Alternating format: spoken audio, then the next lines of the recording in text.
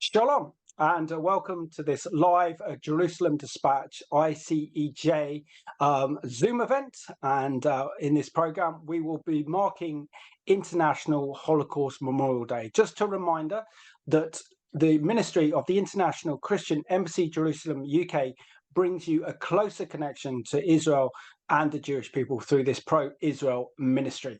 And in tonight's program, we'll be marking International Holocaust Memorial Day, as on Saturday, the 27th of January, will mark International Holocaust Memorial Day. It's also the 79th anniversary of the liberation of the biggest Nazi death camp known as Auschwitz-Birkenau. And we have a very special guest joining us for tonight's Zoom event. Her name is Trudy Gold, and she is one of the leading educators on the Holocaust. And anything that you don't know about the Holocaust, she knows virtually everything about it after 40 years of study and educating thousands of people on the importance of the Holocaust. I'm just going to pass you over now to Len Grates, who's our operations director for ICEJ UK, just to share his reflections on attending the Holocaust Memorial event at the Foreign and Commonwealth Office in partnership with the Israeli Embassy, and an update in the ministry, and also to pray for tonight's proceedings, but also to remind you we are live, we are interactive, and we would love your questions. So I'm going to hand over to Len Grates. Thank you, Len. I appreciate that. Thank you. Welcome, everybody. It's a great joy to be with you tonight, and thanks for joining us. And to a very special privilege for us to welcome Trudy Gold to be with us tonight, and we're certainly looking forward to everything that you've got to share with us, Trudy. So welcome. And yes, as Simon was saying, on a Tuesday this week, I was at the Foreign and Commonwealth Office at their annual International Holocaust Memorial Day service, and it was quite a privilege to be there. The main speaker was Lord Cameron, David Cameron, the previous Prime Minister, along with Lord Pickles, who heads up the Holocaust Educational Trust. And we had a very moving talk given by Eve Krugler, 92-year-old Eve Krugler, who was in Germany during the Holocaust time. And she shared her story, which was very, very powerful. For a 92-year-old, she was very clear-spoken and very challenging. So it was very special to be there. There were probably about 250 people there, many MPs and ambassadors from other countries, as well as 3 families of the present prisoners. That's what they are, in abductees in Gaza, and they were able to share their stories. So we were very challenged by what we had there. So it was a great privilege to represent the ministry at the Foreign Office. And thank you for your support, because over the past months, we've been able to do some amazing things because of your faithfulness in praying and also in giving. Just in the last month or so, we've been able to send out over £100,000 to Israel to help with the great traumas that's taking place over there at the moment, helping those who've had to relocate from the north, from the borders up the north, as well as those around the Gaza Strip, and to help refurbishing bomb shelters, buying ambulances, all sorts of different things. So thank you for your support. You've no idea how important it is that we can show love practically as well as in words. So we really appreciate your faithfulness in being partners with us. You know, we often say that the embassy in Jerusalem is your embassy. We're just the hands and feet for you to do the works that maybe you would like to do yourself. But thank you for your faithfulness in that. And yes, so welcome this evening. I'm just going to pray, ask God's blessing on this evening, and pass you back to Simon. So, Father, thank you for our time this evening. Thank you for that you've involved us in all that's happening at the moment in Israel, in prayer and in support. And a privilege it is, Lord, but we do want to pray for the hostages tonight, and we would pray for their release. We would pray for their families. We would pray for the families who've lost loved ones, both hostages and during the terrible events on October the 7th, and the families of the many soldiers who have sacrificed their lives for the nation. Father, we just bring them all before you tonight and ask your blessing on this time with Trudy and Simon as they just chat in our presence, so that we'll be true learners. We won't just want to have a bigger understanding, but be able to put what we hear into practice. So thank you. Commit the evening to you. Amen. Over to you, Simon. Thank you very much, Len, and thank you so much for giving us an update on the ministry. To raise £100,000 to help Israel during this terrible crisis is incredible. And we've got an incredible video to show you now, because a part of the ministry of ICEJ UK is a wonderful project to look after Holocaust survivors. There is a home in Haifa that looks after them, and this is one woman's story of being able to help Holocaust survivors in Israel with just daily chores, and doing it with such a loving heart. So let's go and have a look at this excellent video produced by ICEJ. My name is Beate, and I'm originally from Germany. I was born and raised in Germany, and when I was 33 years old I moved to England, so I've been in England now for 20 years, more than 20 years. Yes, I really didn't have any connections to Israel before. It wasn't introduced to me and there's no history.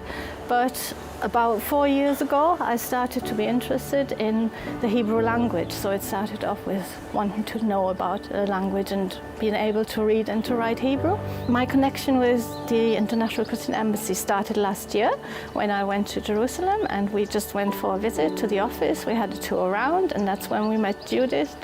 And she invited us to come here for Passover box packing. So this place immediately caught my heart and I wanted to come back. So we asked if we can come back, and we did. So we're here now. And you know, as Christians we believe in Jesus, in Yeshua, but he was a Jew. And I wanted to learn more about him because he's important to me. So I learned what he actually did in his life, how he walked his life, what feasts he celebrated, and the whole lifestyle. So I was interested in that, and then it just grew from there. And then I noticed and I realized that there's people today who live, and we have the opportunity, and we have actually the privilege to be able to witness the people of God today. It's not just history, it's not something years and years ago. It's not something that's dead or old, or, well, we call it the Old Testament, but it's very new to me. It's very new.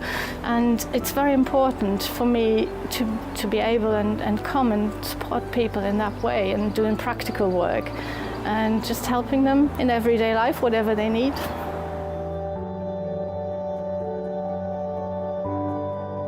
The last 3 days I've been cleaning windows and I've been cleaning fridges, and it's really good to see how people are thankful, how thankful they are for what you do, and then receiving something back is such a precious thing. So, and the people are thankful, and I know that I am thankful. I think I'm more thankful than actually the people who I'm helping, because it gives me so much joy in my heart.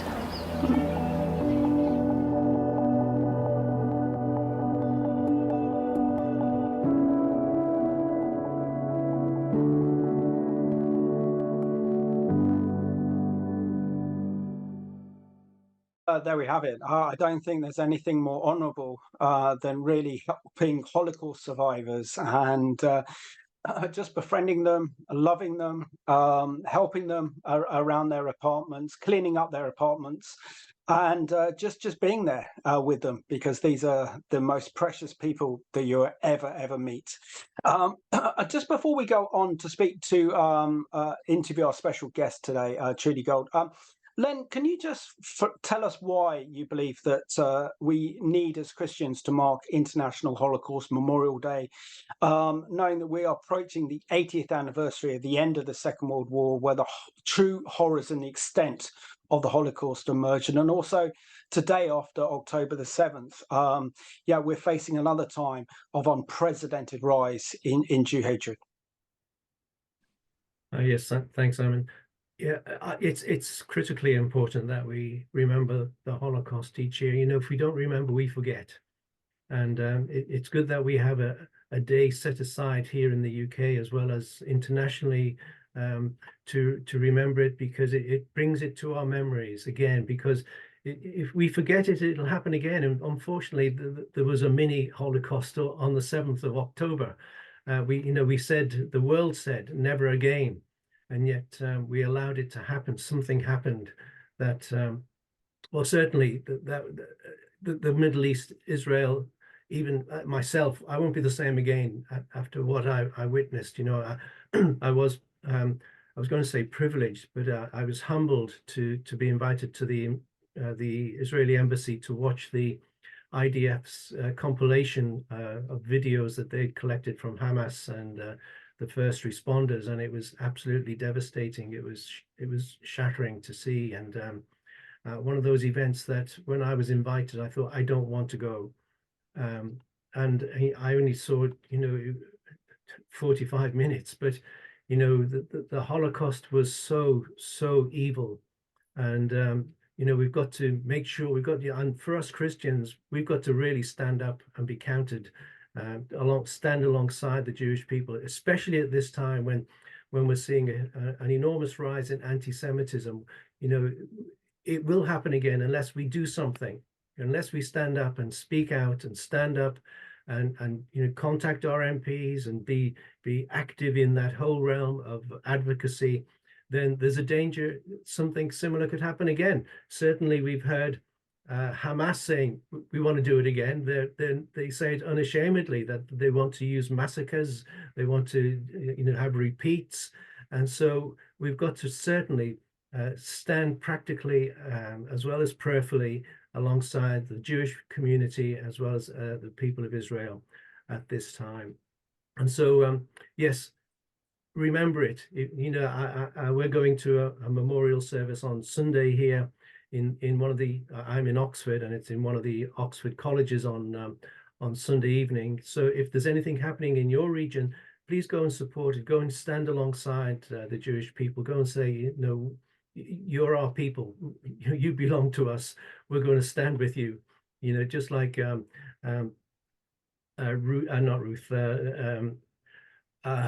Naomi's daughter, what was her name? I can't remember. It's just gone blank. Who said, "Your people shall be my people, and your God my God." Ruth, yeah.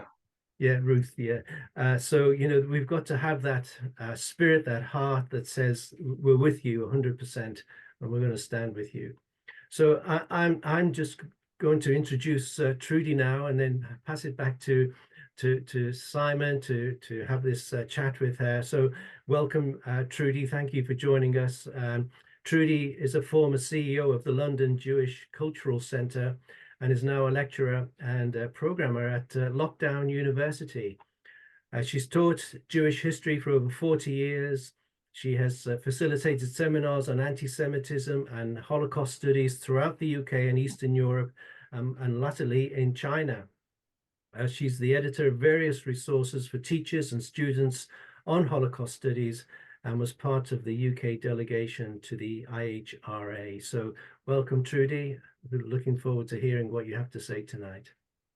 Yeah, and Trudy, it's an absolute pleasure that you can join us for our special guest on this Jerusalem Dispatch ICEJ UK live Zoom event. I've got you to thank for educating me so much on the Holocaust, but also for giving me the most special interviews that I've ever done in my life with Holocaust survivors. And the latest one I've done this month is with the wonderful Manfred Goldberg, who's 93. His story was so compelling.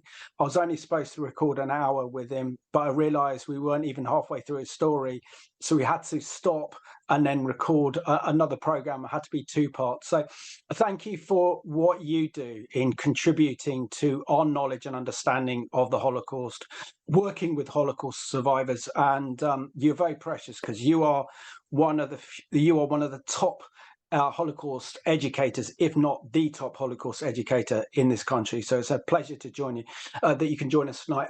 Trudy, do you just want to share a little bit about your Jewish upbringing and where your passion and interest for the Holocaust really started to emerge? Well, I was born in South London. I was a scholarship girl to an English public school. My mother was reasonably traditional, which meant we had Friday nights. My father was more of a political chap, and we were a Jewish family. I did go to synagogue occasionally. I had a bat mitzvah, but it wasn't the core of my identity. And of course, then, as I said, I went to an English public school, and I was 12 years old when the Eichmann trial began. And I should say that the Holocaust was never discussed at home. It was rarely discussed with Jewish families. My family was not personally affected insofar as my family were living in this country, but it was kind of like a secret. And then, of course, with the Eichmann trial and the gradual realization, and particularly as I was at an English public school and I was one of the very few Jewish girls there, and ironically, I began to feel very, very alienated. I'll give you an example. When it was the 50s, remember, and the late 50s, and there were about 5 Jewish girls, and actually only 2 Jewish girls and 3 nonconformists at the school. And then we didn't go to assembly, and we were meant to then come in for the notices. And instead of letting us sit at the back, they made us walk to the front of the school. And I remember that made me feel quite alienated. And then with the Eichmann trial, and then my route was really the Yellow Star Committee, CND, social awareness, etc., etc. And I was at university when war broke out in the Middle East. And I realized that's when I really became a Jew. And along with so many other young Jews of my generation, we volunteered. What we did was we went to Israel, we worked on the kibbutzim so that it freed up the Israelis to do what they needed to do. And of course, the war was over very quickly. And it was a very special time because we really thought it was over now, that now Israel could live in peace and that we could come to terms with our history. And then going on with my story, I married, I had children. And when I had children, I was determined that they would have a better Jewish upbringing in terms of knowledge than I had.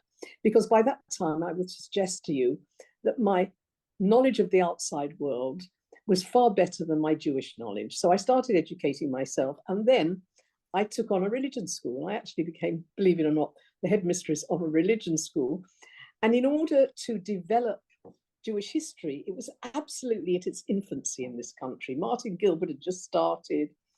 And I became involved with an organization called the Spiro Institute.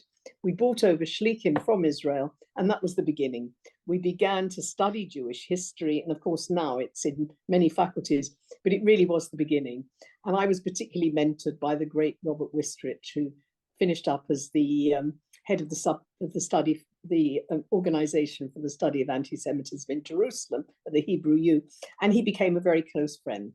Now, so I'm now at a center. I've taken over a schools program where we began to teach Jewish history as a sixth form option in non-Jewish schools, because we felt that there was always that Jews are a mysterious people. There's only 14 million of us worldwide. On one level, we are absolutely fundamental to Western civilization, to the world of Christianity and Islam. But on the other hand, nobody knows much about us. And we felt by teaching Jewish history, it would make a difference. And obviously, the more you teach Jewish history, the more you delve into the Holocaust. Then the second point, our headquarters were in Hampstead, and we had adult education classes. And that is where my life changed, because some of the most extraordinary people came to class. There were a lot of refugees. I don't know if you ever met Jack Kagan, who had survived the Belsen Brigade. I interviewed him. Yeah, he came to class. Felix Scharf, who had got out of Poland in 1939, who had lost his whole family, had gone back to try for reconciliation. My partner, Jerry Gotel, who was an American yeshiva boy who'd been to Oxford, both his parents was the only survivors of their family. And Robert Wistrich was in London a lot. And gradually we got a group together and we decided, you've got to remember the 70s and 80s, the Eichmann trial was a watershed. There was more and more knowledge of the Holocaust, and we were really there at the sharp end. And it was Felix Scharf who suggested that perhaps we should start, I should mention, we were running seminars with the Imperial War Museum. As people became interested and survivors wanted to begin to tell their stories, the beginnings of films about the Holocaust. I think the first British film was actually Escape from Sobibor, which my brother-in-law made, so I was kind of involved. So what we began to do was to start running seminars, and gradually interest grew. And then the teacher training program began in Eastern Europe through Felix Scharf and Jack Kagan, because we felt, let's go to the killing fields. Just as communism begins to collapse, they need to know, and they were extraordinary years. And then I was asked to join ITF, which became IHRA. And Holocaust Studies went on the core curriculum. And gradually, there's more and more interest in the Holocaust. And then IHRA is fascinating because in the year 2000, the Swedish Prime Minister had realized there was anti-Semitism in in Sweden. He wants to do something about it. So he calls the British, the French, the Germans, the Americans, the Italians, the Poles, and the Israelis. And he said, let's create a task force. And they had the first ever conference of the third millennium, was held in Sweden. 60 foreign ministers or heads of state attended. And I was one of the British delegates. And the ITF, which became IHRA, was created. And its aim was to disseminate the Holocaust, particularly in the killing fields, as a way of preventing it ever happening again to anyone, to fighting racism, but above all, to fight anti-Semitism. And we were incredibly hopeful and because we were already teaching in Eastern Europe, we held the first ever seminar. So it all started out absolutely wonderfully. We really believed if we could teach the Holocaust, this obscene events, this rending of Western civilization, then maybe people could begin to look at each other differently. We really believed naively we would cure the ills of racism, etc., etc. Today, we have over 300 Holocaust memorials and museums worldwide. In many of them, they quote Santayana. Those of us who don't learn the lessons of history are doomed to repeat them. And I would suggest to you that anti-Semitism, one thing that Holocaust Studies has not done, and this is what really worries me, and I do ask our Christian brothers and sisters for help here, because one thing that is absolutely alarming is the level of anti-Semitism has not been so high since the Second World War. So the question I ask myself, having been involved for 40 years, we got it wrong. Because what we didn't do, we didn't put Holocaust studies within the context of Jewish history.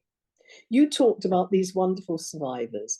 And I know that when people meet survivors, and they are extraordinary individuals, they're so strong and they're so humane, people feel sympathy for them, but they're not part of, somehow, because the way the syllabus is, and as you know in England, it's on the Key Stage 3 history, they don't know who the Jews are. They know nothing about Jewish history. They don't understand what anti-Semitism is and where its roots are. So we've got a huge dissonance. And one of the things I think is absolutely critical is that we go back to basics. We've actually looked at the causation of the Shoah. Because, and the other thing that I'm rather worried about is that when we commemorate the Holocaust on the day of the liberation of Auschwitz, we also commemorate other genocides. Now and don't forget the word genocide was created by Raphael Lemkin, who lost his whole family in Poland. He was looking for a word to describe the indescribable, and it's part Greek, part Latin, because I'm not for 1 minute minimizing anybody else's tragedy. But what's happened is we've created a soup of bathos, and something else has happened to the Jews. In the world we live in now, particularly with the rise of what I call intersectional ideas, Jews are now seen as white colonials. And many of the groups who in the past we marched with, who in the past we fought for, who see themselves as victim groups, do not see us as victims. In fact, I would go the opposite. They see us as perpetrators. And where that all comes from is in itself an extraordinary pattern, because ironically, this notion of equating Zionism with racism and with anti-Semitism and it's equated with cosmopolitanism and Nazism. And it actually came out of Russia, beginning in the 50s. It spread throughout the Arab world. It spread, I mean, I don't know if you know that Abbas received his PhD at the Patrice Lumumba University in Moscow, and his thesis was on the equation of Zionism and Nazism. And I think this creeps back into Britain and America through the student protest movements. And it's a very much a strong part of left-wing intellectualism today. You look absolutely Trudy, there's huge amounts to unpack from everything you've discussed there. But isn't there a major difference, say from the 1930s with the rise of Nazism, the rise of fascism in Europe? It was very much from government up, from top down. So in other words, we had Hitler and the Nazis would implement the Nuremberg laws. We start to see the discrimination against Jewish people, the programs, and then, of course, led to the Holocaust and the final solution. But isn't there a danger now that this new form of anti-Semitism is coming from the grass up? It's not coming from governments. It's not coming from government institutions. It's coming from social media. And the ignorance that is out there concerning Israel is absolutely horrific. If you take October the 7th as an example, that people today believe that Israel carried out the massacre. They believe the IDF did it as a pretext to invade Gaza, and that Hamas only carried out a small incursions. And it's incredible to think that even Christians that have spoken to me believe that today. And this is where it's coming from, the grassroots. What is the danger from this social media influences really coming up from the grassroots? Be careful. Be careful, Simon. I agree with you that it's perpetuated through the media, but you need to look where it comes from. Now, you said in Germany it was government imposed, but don't forget, Hitler was democratically elected into power. 44% of the population of Germany actually voted for Hitler. And with an extreme right-wing group, he took control and then basically dissolved every other party, and you know what happened from there. So the other thing I would caution is that what do we have today? We have economic, social, and political unrest. What happens is that when that occurs, one of the huge lessons we haven't learned is that we tend to look for the strong leader, the charismatic leader who can solve all our problems. We become almost sheep-like in our looking for a leadership. So basically, the question I'm more interested in is what allowed Hitler to come to power in Germany. That was one of my questions. Yeah, I think that is actually a more interesting question, because I would suggest to you, I can actually sit down, having studied under the great Yehuda Bauer. He had his various causations of the Shoah that made it a possibility. And he would actually start with the lack of democratic process in Germany until Weimar. He would look at the Treaty of Versailles. He would look at the economic, social, and political collapse in Germany. He would look at the recession. He would look at a charismatic leader. But the biggest reason, I'm sorry, is a 2,000-year-old history of Jew hatred. And that's what we haven't got rid of. And that's why now I think it's very interesting that religious Christians are now saying, what can we do to help? And what we can do to help is to make sure that people really, we've got to demystify the Jews. What the internet has allowed is all these tropes. Jews control the world, Jews control capitalism, they control communism, they control the press. if you want the greatest example of powerlessness in history, I would suggest the Holocaust is itself. And Jews are just like anybody else. Some would say only more so, because we do tend to have this restless gene. And, you know, there's a great quote of Isaiah Berlin's. He said, of course, all Jews are paranoid, but with their history, they have a right to be. On a personal level, I am not only heartbroken that in Israel, on October the 7th, was perpetrated the worst pogrom against the Jewish people since the Shoah, and whereas everybody plays lip service to the victims of the Shoah, even before Gaza was invaded, people were marching against Israel. And that, to me, to use the Yiddish word, is a shanda. It is a disgusting thing. And we have to look at, when you look at those marches through London, and I believe there's going to be one even on Holocaust Memorial Day, screaming from the river to the sea, when they probably don't know which river or what sea. And when there are more people coming out to protest against what's going on in Palestine. And let me say, I have sympathy for ordinary Palestinian people. I'm not going to for 1 minute deny that. But what I am going to say is, how come India and Pakistan partitioned the same time? 2 million people were murdered. Do we ever talk about it?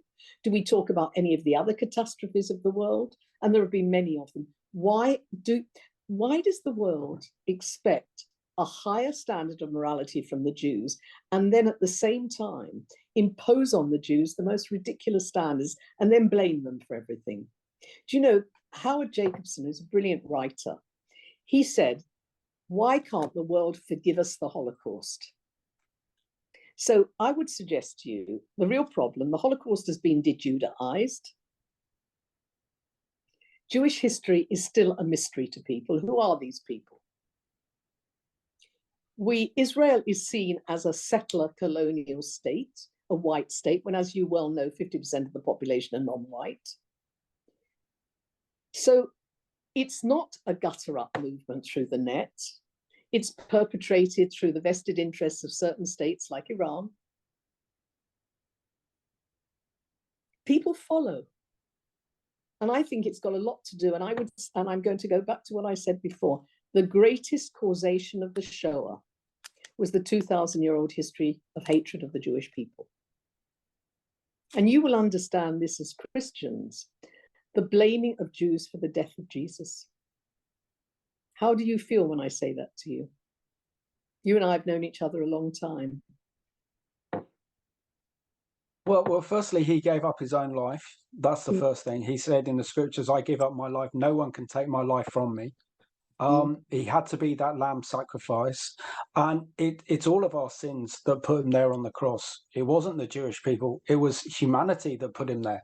So then to actually then, and of course then with the movement of the early church after the first apostles, then started to believe that the Gentiles now have all the promise to the Jewish people. Yeah, that was for a different era. And of course, then you have church replacement theology or secession theology. And that is, I think, where the hatred has actually come from. And that's where the divide has come from. And this demonization of the Jewish people, when we know if those Christian leaders at the time actually read the Bible, they would know that it's the Jewish people they have to thank for everything, for giving them the Bible, for giving them the prophets, for giving us essentially Western civilization that we have today. But Simon, and our morality the fact with the that Ten it's called Commandments. The Old Testament, it's the Hebrew Bible. The fact that line in Matthew, and may his death be upon us and upon our children. Of course, the church fathers and the papacy and the demonization of the Jew. The Jew is pushed, as Christianity goes on the march, the Jew is pushed out of most trades and professions. The church forbids money lending. They took a law from Leviticus. There are very few things left for the Jews to do. They're international. They become merchants. The association with the Jews with money. And of course, the majority of Jews have always been relatively poor. So, but then you get to the demonization, the blood libel, there are still blood libels in the 21st century. It's now become a province mainly of the Arab world, funnily enough. They borrowed a lot of the old anti-Judaism of Christianity, and they've now appropriated it. So it's interesting because I taught a lot in China. China doesn't have any, look, China's China, but one thing it doesn't understand is anti-Semitism, nor does Hindu India. It's very much a product of monotheism. Robert Wistrich used to say, and I hope I'm not offending anyone, that in a way it's because on one level Judaism is the parent religion to both Christianity and Islam on one level. And that causes all sorts of psychological problems anyway. But what I'm saying to you, I think the only way we're going to break anti-Semitism is a proper learning process where we actually, as a group, come together and start studying Jewish history. It will be very good for England, actually, because the history of the Jew, we are the first non-Christian minority group to come to England, and then it could be used as a sort of, it could be used as a pilot for the history of various Afro-Caribbean communities, the Irish community. I do believe if we stop mystifying and actually deal with people as people, you can get somewhere. I mean, one of the questions you wanted me to talk about was how did it happen in Germany? I do not believe every German was evil. I do not believe that everyone who voted for Adolf Hitler was evil. I think they voted for Adolf Hitler because they thought it might do them a bit of good at a terrible time in political history and economic history. I do not believe that they desperately hated Jews. Remember, though, Jews were under 1% of the population and probably the most loyal group that Germany ever had, and certainly its most interesting. In fact, the German Jews who came to Britain, I mean, they put such a bomb under British culture. It's almost amazing. But isn't that the point you're making? Isn't this the very, very point that you're actually making, is that very few people know in this country the incredible contribution made to British life by the Jewish community. And it's because of that that people then say, oh, well, look at we see Jewish people in the arts, the entertainment business, recognize them there. But the contribution to the state in comparison to the size is extraordinary. You see, that's a story in itself, and the question is always asked why. And I think Jews almost have a restless gene and a survival gene, if you think about it. I mean, my family have been here a long time. We've been here 4 generations. That's very unusual. And we're at the stage now where my family is considering, where will we go? You know, my grandson couldn't wear his blazer to school, my younger grandson. It's serious. My older grandson feels uncomfortable. He goes to school in town. He feels uncomfortable going in at the weekends. Jewish, the attacks against Jews are up. It's extraordinary. Have a look at the figures. And it is not the same as Islamophobia, because we are the only people that have to actually physically guard. You know, when my youngest grandson was at kindergarten, I would have to go through all these iron gratings and security guards to pick him up when he was 3 years old. That makes me very, very angry. No other community in this country, be they Christian, Muslim, Sikh, Hindu, has to go through that. So my question is, and as a group, your people are obviously very simpatico. What are you going to do to help us? I mean, this new memorial in Westminster, another memorial, it's not going to work. There have been, I think I began to say, nearly every memorial quotes Santayana. Any people who don't learn the lessons of history are doomed to repeat them. I would suggest there's another addition to that. And those of us who know the lessons of history are doomed not to be heard. Yeah. But also, is another aspect of this is that there was never really a price to pay for the Holocaust in the first place. So the fact is that it took anything between 750,000 to 1 million people to actually conduct the Holocaust, the murder of over 6 million precious Jewish people. Only 6 or 7% of those who were actually committed the Holocaust were ever brought and prosecuted for crimes against humanity. And then, of course, you have the German government in the 1950s entered into a period of rehiring those Nazis who were part of the Third Reich back into the German government in the 1950s. Even in this country, we actually, our government and our police force protected known Holocaust collaborators who collaborated with the Nazis. Ask why. So isn't one of the... But do you know why? You know why? It's quite simple. Look, 1945, who is the real enemy again? Russia. And what happens is that East-West, East Berlin, West Berlin, West Germany is going to have to be on the side of the Americans and the British. So consequently, somebody had to run Germany. So let's go easy. Let me give you a good example. John McCloy, he was in the State Department and actually managed to block news of the Holocaust. He becomes the American consul in West Germany. I.G. Farben, remember they used Auschwitz for slave labor. Their directors, I think the longest sentence given was 5 years. He'd worked for them before the war. He was a huge businessman. They were released because Germany has to be built up.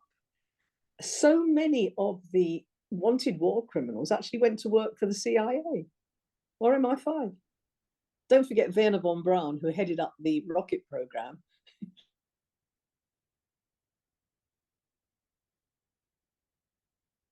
Hello, Trudy, I think your screen has just frozen. So hopefully we'll get you back very, very soon. But I think it's if you want to sign in and then sign out again, Trudy, that would be good. So just until we get Trudy back against communism. Oh, you're back. There you go. So we lost you there for a moment, Trudy. I think you're back now. Yeah. So tell us about the rocket scientist. Well, Werner von Braun, he was head of the U-2 program, and he becomes America's serious. He was behind the space program. And a lot of American and British businesses had huge interests in Germany. Don't forget also that the liberation, let's talk about the liberation of Belsen, because that was the British. And it had a huge impact on the soldiers who liberated it. And there was a man called Bernstein, who was a cameraman working for the BBC. And he decided it had to be filmed. And he, at the time, he later became Bernstein of Granada. His claim to fame is Coronation Street. So what happened with him, he was working with Hitchcock, and Hitchcock said, film it in the round. And they made all these films, and the idea was it was to be shown on German cinema. They decided not to show it because they didn't want to push Germany into the mud. They needed them as allies against East Germany and against Russia. So it's about interests of state. Russia backed Israel to begin with because they thought they'd have a socialist state, at the very best, a neutral, or at the very worst, a neutral country. They turn against Israel when Golda Meir goes as the first ambassador, and 50,000 young Jews come out to greet her when religion is dead in Russia. That's when it begins to come out of Russia. And then as the Arab regimes change, and all of a sudden NASA, people like that you can do deals with, what then happens is that a department of sinology is developed in Russia, spewing out anti-Semitism, what I said before, rootless cosmopolitanism, and then that coincides with a lot of Nazis fleeing to Egypt and to Syria. You see how dangerous knowledge is?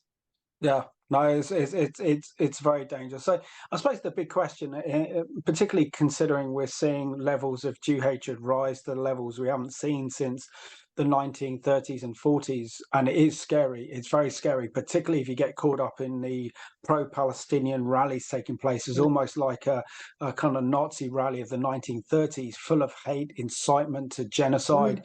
It's vile. Absolutely, it feels like you're coming face to face with evil, and having got very close up to it, you recognize that this is evil, and evil is merging. So is there a future for British Jewry? Is there a future for European Jewry? Knowing that, for example, Jewish schools, as you mentioned, are fortresses.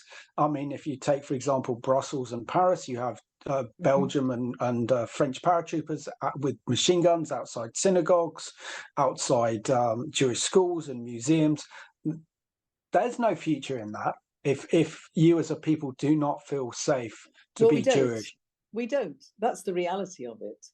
I think I'm a relatively rational person, but if my family is worried about their children, my grandchildren, my younger daughter is a journalist, so she's really at the sharp edge of all of this. So where do we go?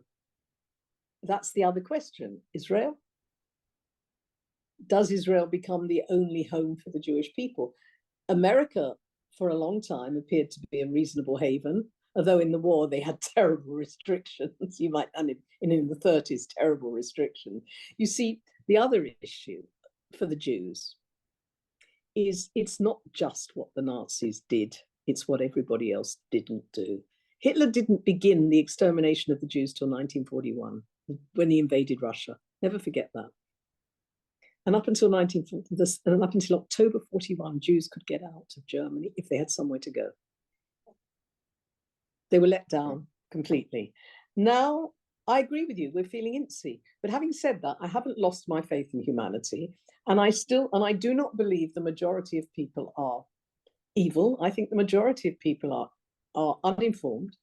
And actually, most good people do not put their heads above the parapet. It's the maniacs that we're hearing today, the people who they're bred on hate.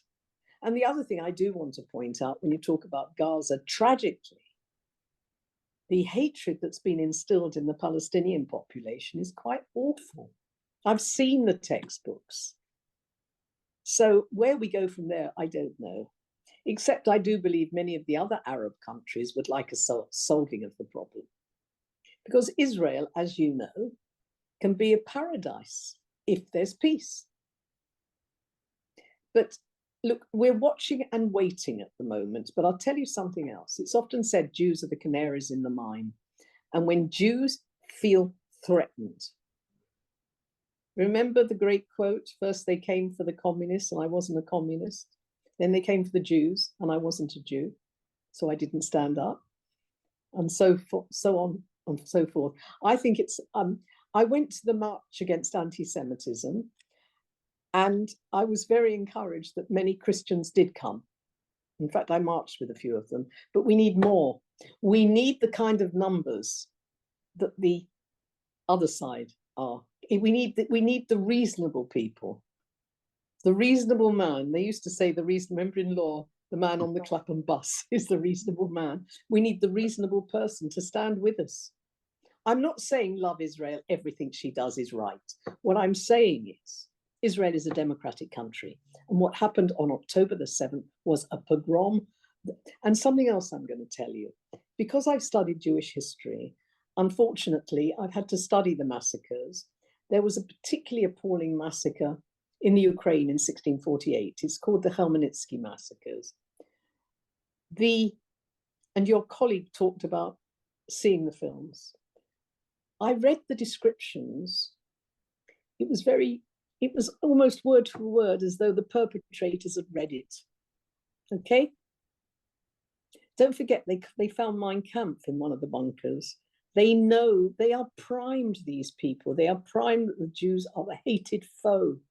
Their hatred is not a liberal, reasonable hatred. That's an oxymoron, but there's no thought behind it. It's hatred, naked hatred. And you have Absolutely. To ask where that disease comes from. We've got about 10 minutes left of the program, so I'd very much like to bring Len into this discussion as well. And if you have a question for Trudy, please do answer a question, because her knowledge and her insight is just incredible. Len, what are your thoughts on what Trudy has said tonight? It's not a conventional way of doing a Zoom event, because this is not structured questions. We're just talking freely about the rise of Jew hatred and not learning the lessons from the Holocaust. Well, first of all, I want to thank Trudy for being very frank and open and very real, because the question is how can we as Christians do practical standing with you. We attend the marches, we attend the rallies. I don't know if you've Trudy, if you know about the new organization that only started a few few months ago called Christian Action Against Anti-Semitism, which we're involved in. We were involved in the rally outside 10 Downing Street in November. And sadly, we only had about 9,000 people, and a number of those were Jewish people. And as you correctly say, we need to get the same numbers, if not more, convinced that these evil marches that take place every weekend are just totally hate-filled marches. And so there's a job to be done, and we're seeking to do something about it, but it's a mountain to climb. As I said at the very beginning, we need to make sure that the rubber hits the road this time round, when the persecution or the opposition or the anti-Semitism rises, that the Christian community does get out there and stand alongside you as brothers and sisters. So I've been very challenged, and I'm super conscious of the Christian history and really quite ashamed of all that. In my opinion, anti-Semitism actually was birthed by the Christian community. I mean, maybe going back 1,000 years or so, but nevertheless, we can't avoid that truth. That's where it was all, began. We look at the blood libels that's began in Lincoln. We're ashamed of our history, but I'm hopeful that we're living in a time when Christians are beginning to have their eyes open, are coming with a repentant heart, and recognizing our wrongs in history and wanting to put that right. So we're seeing it. I'm actually encouraged to see a lot more Christians coming out. I was in Trafalgar Square just 10 days ago. I'm sure you were there too. And actually I was very encouraged to see how many Christians were there. And I was just chatting along with our national director, David Elms, with Gary Mond just this week, looking at practical ways that we can work and support the Jewish community here in the UK at this time, as well as helping out in Israel. So there are some hopefully things in the positive column as well as the negative. Can I say something as well? Because I don't think you should feel guilty for your past. It's all about personal responsibility. You're not guilty for the sins of your ancestors any more than I should be guilty for the sins of mine. But I do believe very strongly in personal responsibility, and it's what people do now that matters. Look, it's that line of Howard Jacobson. They've never forgiven us for the Holocaust. I do think that is an interesting one, because the guilt that must have been felt by the Western world, so that when Israel, in inverted commas, steps out of line, oh, look, you're bad, you're as bad as us. In fact, maybe you're even worse. And I think psychology plays a huge part in all of this. But really, I don't think we're fighting just against anti-Semitism. I'm going to go further. I think we're fighting for the freedom of the West. Absolutely. I mean that. I really mean that, because, and as I said to you, we're the canaries in the mine, because the kind of people who are going on these hate-filled marches, they're not Democrats. They don't believe in freedom of speech. And one of the things I can't forgive is that these kind of characters are making us wonder where the line of freedom of speech is. And there have to be far more prosecutions. Absolutely. For incitement to race hatred. So, look, I'm a Jew. I never give up hope. That would be very un-Jewish. It would be. As somebody who studied the Holocaust and Jewish history for 40 years, my complaint is we haven't learned the lessons. I was with Anita Lasker-Welch yesterday. She's a Holocaust survivor, age 98. She's an amazing woman. She said, what is the real lesson? Stop hating. That's the lesson. Stop hating that which is different. Anti-Semitism has its own hatreds, its own reasoning. Face them, go past them.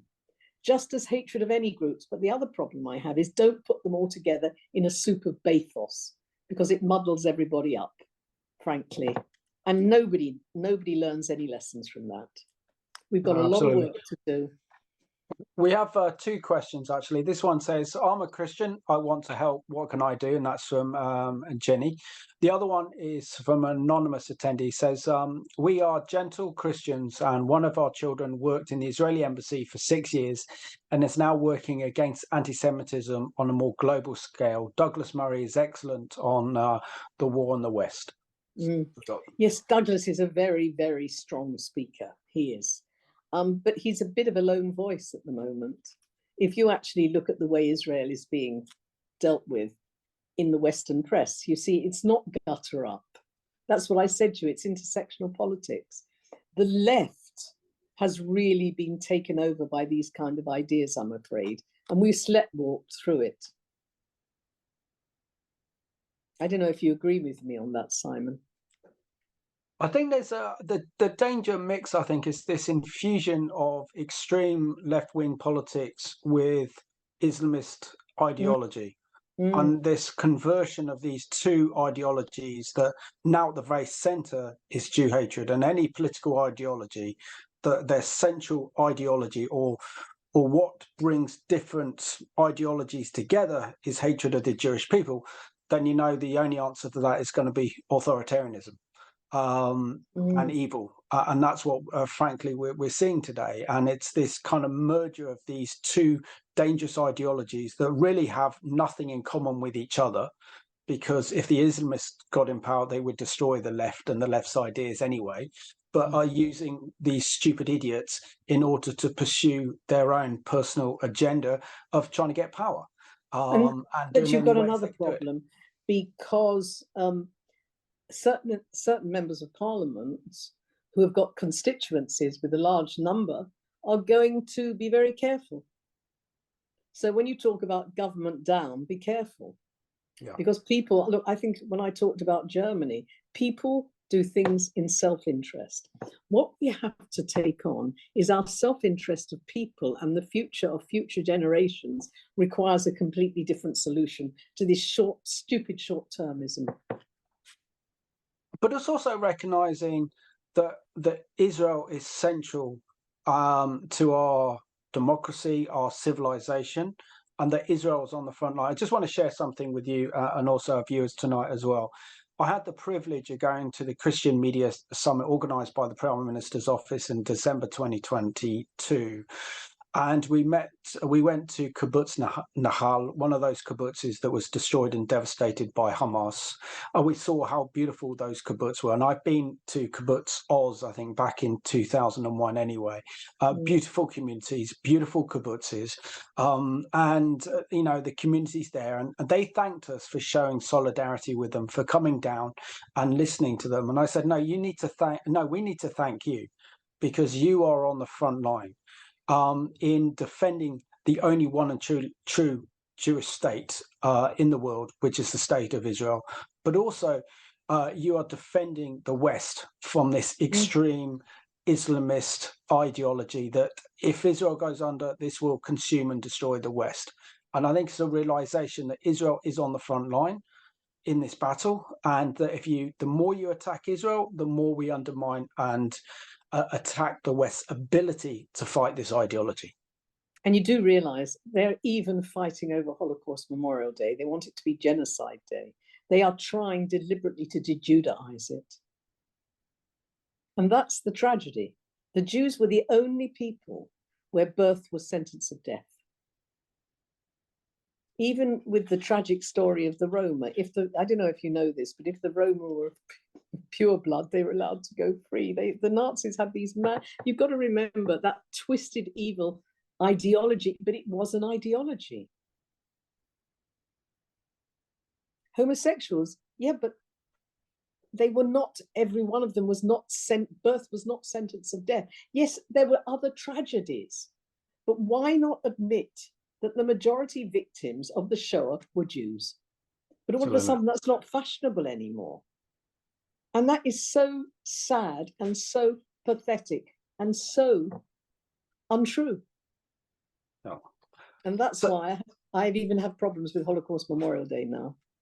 Well, we need to do a program and just unpack more with you on this one, Trudy. But I think as Christians, I think what we have to do is realize that it's essential to learn about Jewish history, and I can't think of anything more fascinating than learning about Jewish history. It's like an onion. The more you peel, the more and more layers they are, the deeper and deeper of understanding you go, not only about Jewish history, and not only understanding of the Bible and the call of the Jewish people, but also the contribution made by Jewish communities for the last 2,000 years in Europe as well, that you're an integral part of our Western civilization. And if the Jewish people, like yourself, decide that it's too fearful to live in this country and go and make Aliyah, then this will leave a huge vacuum in this country, economically, politically, or in terms of intelligentsia, will just be gone, and we won't have much of a country left. And that's why I think it's imperative that our governments and our society realise that we got to stand with the Jewish people, but we also got to defend the one and only Jewish state that is the state of Israel. I'm going to just hand over briefly for Len Grates to summarise, and just want to thank you so much for joining us on this live Jerusalem Dispatch with Trudy Gold. It's been absolutely fascinating. I certainly could do another hour, but sadly we don't have time.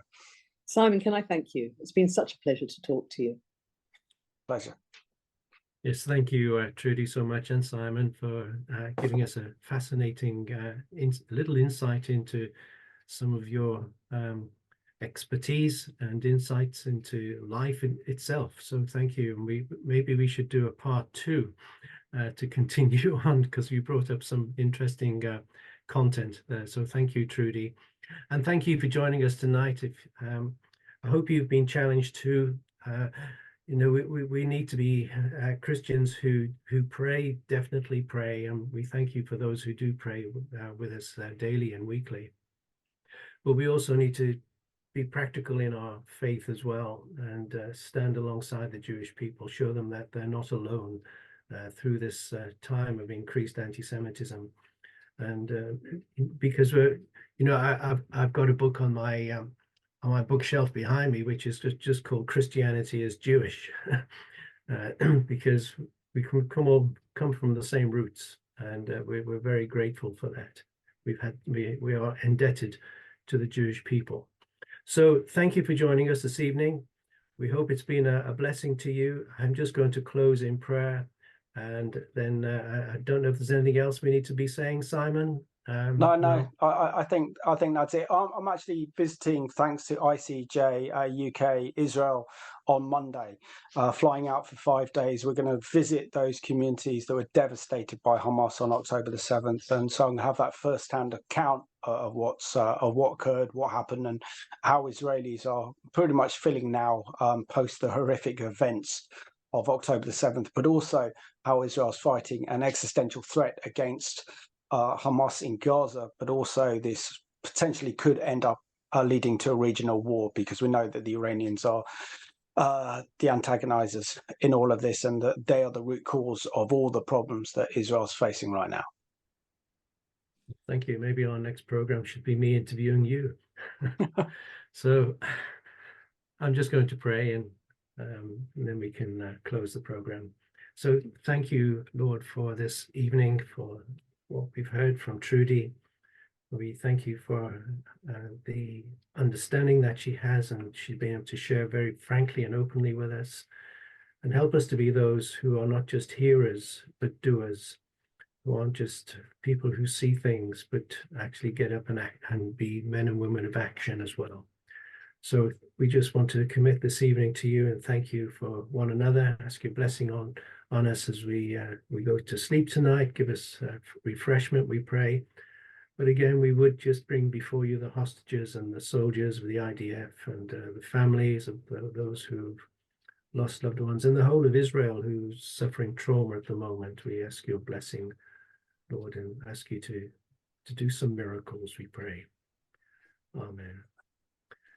So thank you, Trudy, for being our special guest for this month. Absolute pleasure to have you on our live Jerusalem Dispatch, and I want to thank you for watching tonight. Maybe we can actually take something away from tonight, and that's educate ourselves a lot more about Jewish history, what happened in the Holocaust, but also the incredible contribution made by Jewish communities to Britain and also Europe as well. So thank you for joining us for this live Jerusalem Dispatch. Shalom and God bless. May I thank you? May I thank you for having me as your guest and for the good work that you all do, and God bless you.